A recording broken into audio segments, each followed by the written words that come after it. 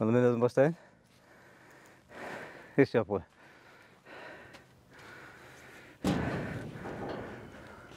Buna örükleri gördün mü?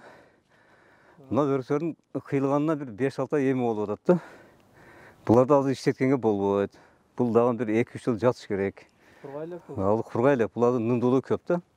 Мына үчөөнүн кече жагында эле bir 5-6 ay болду келгениге. Канча туруш керек булар? Бул дагы bir 2 yıl же 3 yıl туруш керек да. Азыр экөөбүз мынанда сомду алып сомдой турган жугаштар бар. Көрдүңбү? Бул жак алып кой. Булар эме кургагандарбы? Бул кургаган, бул кыйылганына bir 4 yıl болду. 4 yıldan beri жатат. Муну алып барып пилорамага алып барып тилдирип даярдап алып келгенбиз да. Мына болсо макеттер. Булар болсо эң чоңун алайлы. Так, мына эң чоңу. 113 дейт. 11 Узуну. Мындайга ширинасы. Длинасы ол 40 сантиметр болот. Бул жагы 13 сантиметр болсо салып көрөбүз. 90 сантиметр болот. Биз ушу жерге чейин алабыз.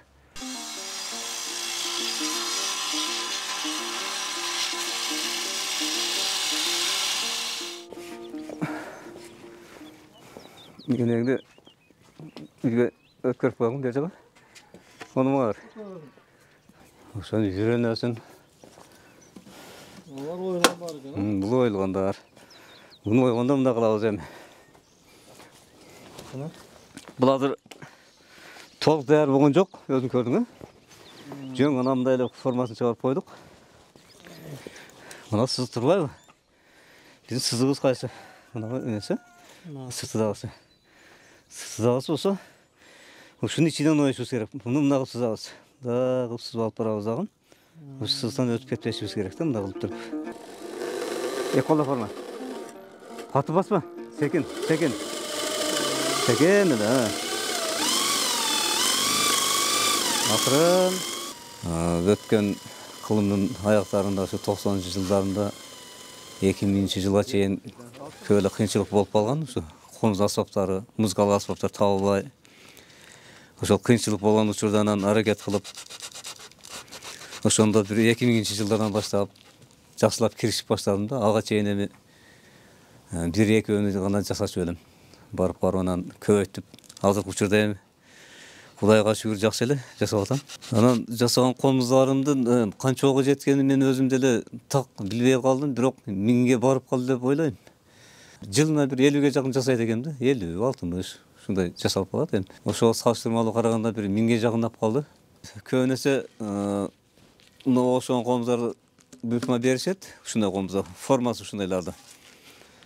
Бул форма эми азыр бүт эле Кыргызстан боюнча бар эле жерде ушул мына популярдуулукка ээ болуп атат. Андан тышкары эми комуздун түрлөрү көп. Бала комуз деп айтсак болот.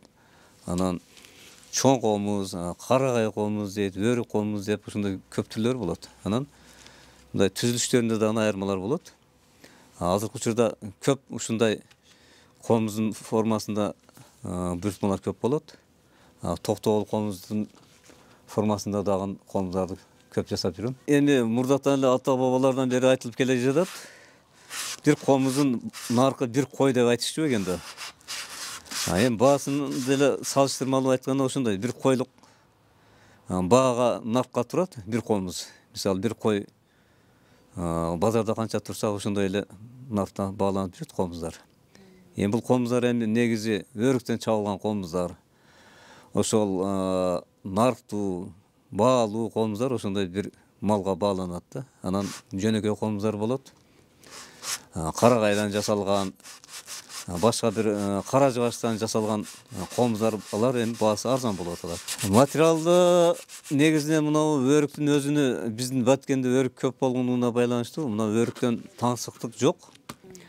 Капагыны ошол карагайдан жасалат. Болгондо дагы баягы Россиядан келип аткан карагайлардан эмес, Көлдүн карагайларынан жасалат. Ошого муктаждык көбүрөөк болуп калат.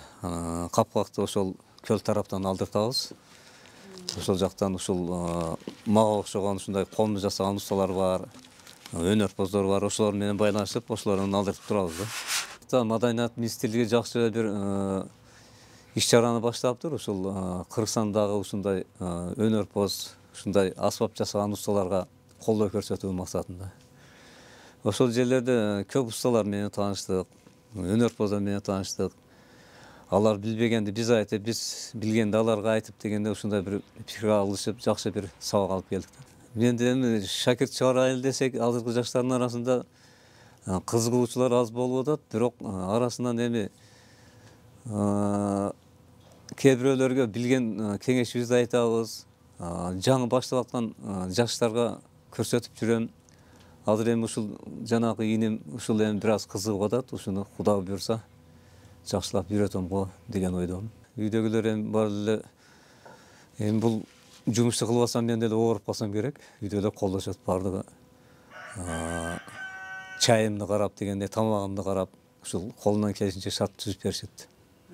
Бул комуз эми атайын буйртма менен берилген дагы ушундай. Мага эстелик катарында жасап бер деп досум айткандан бул жеринде аты жөнүнөн жазгам да. Парпидинге Каримден Белек деп жазып, атайын даярдадым да муну. Мунун үнүн бир угузуп коюн сага.